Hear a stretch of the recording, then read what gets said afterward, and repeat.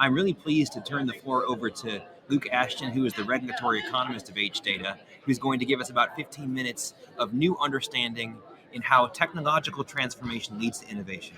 As we talked about at the beginning of this webcast, last year the FERC decided to stop using PDFs and use digital data instead for all the information that it collects from electric utilities, gas utilities, and midstream oil pipelines. That transformation from PDF documents into searchable data is what allowed the HData platform to bring new ways to analyze the information that gets reported from the regulated utilities upward to the regulator. You heard it from Nick Wagner a few minutes ago. We want to see that happen on the state level as well. So far, it's federal. The information that you're going to see is federal. You will see how it's possible to digitally analyze the information that goes from the utilities upwards to the regulator. So to give us a quick look at that and how the HData platform is facilitating analysis, I'm pleased to turn things over to the regulatory economist at HData, Luke Ashton. Luke, fire away.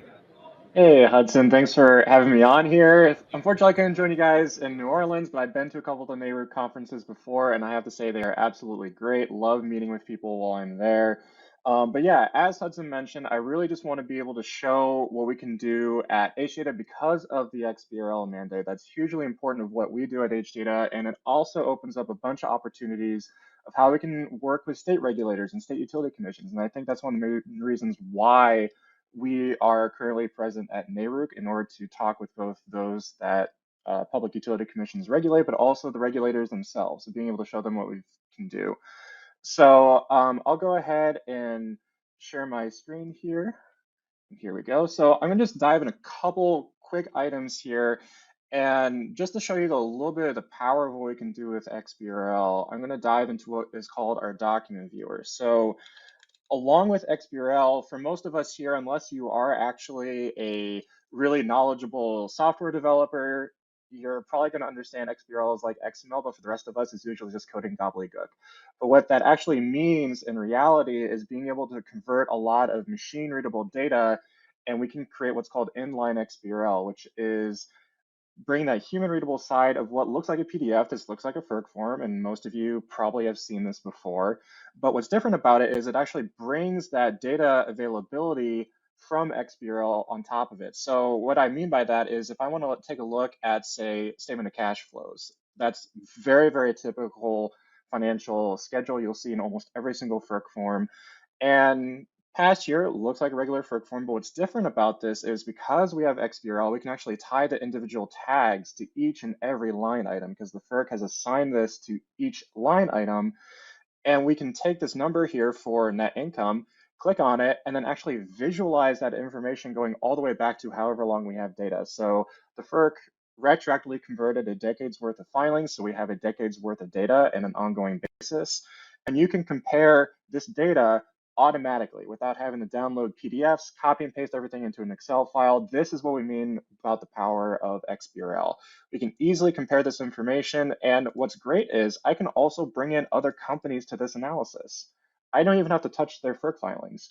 I just got to bring them in to this analysis I'm looking at in the current moment and immediately start gaining insights from what I'm seeing. Past that, we can also create customized visualizations. So I'll bring up a few different examples here, but if I want to, I'm going to just go ahead and create a new one here. I can bring in any slew of FERC-regulated utilities, natural gas pipelines, oil pipelines, and I'm going to go ahead and bring in some Great Lakes-based utilities here, and I'm going to go ahead and just look up rate base. So this is our custom rate base calculation, but I will say you do have the ability to create your own. Within our platform, you can create your own rate base calculations.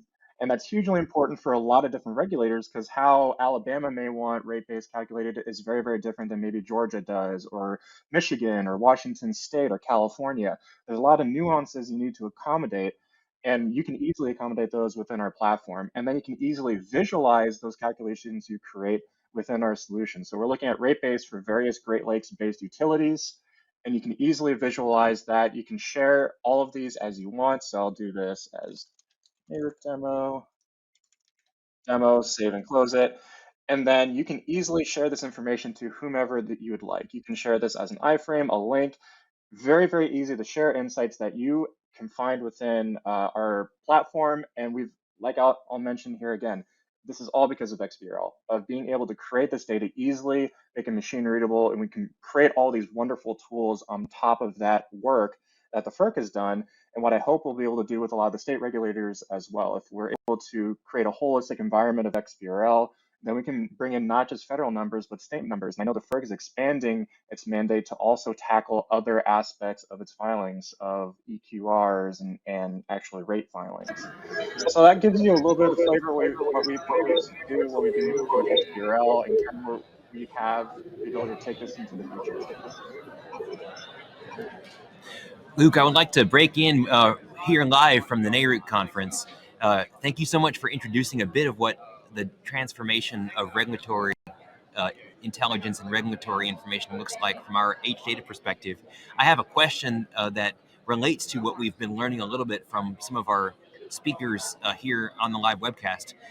If state utility commissions were to do a similar thing to the FERC, if state utility commissions were to adopt a standardized and structured format for the information that utilities report on the state level, what would this platform look like? What would we be able to do with state information that is additional that right now we may only be able to do with federal?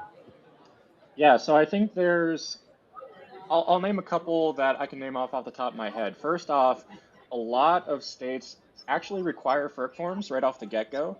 I know a lot of the state regulators we've been working with, they actually require that the same companies that file to the FERC submit FERC-like forms, but they also require that non-FERC entities will submit FERC-like forms.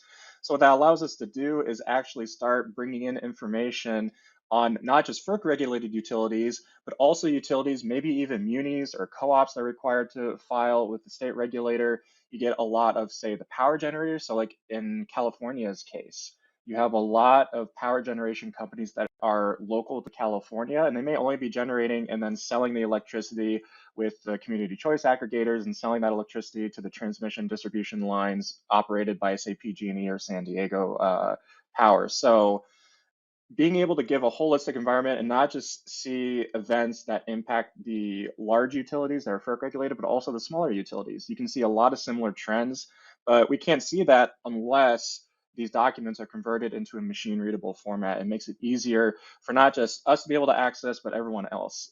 Secondly, it's all open source. What the FERC has done is very, very easy to follow, to be able to replicate and copy. And they did that on purpose. They did that in order to make it a lot easier for people to see what they've done, to kind of take examples from what they've done and potentially even improve on what they've done. So if state regulators are able to take a look at that, we can help you guys figure that out and understand that. I think that would be a huge boon, not just to the energy industry, but government in general, being able to better understand the data that they collect in order to better regulate and more accurately and fairly regulate the companies that they work with.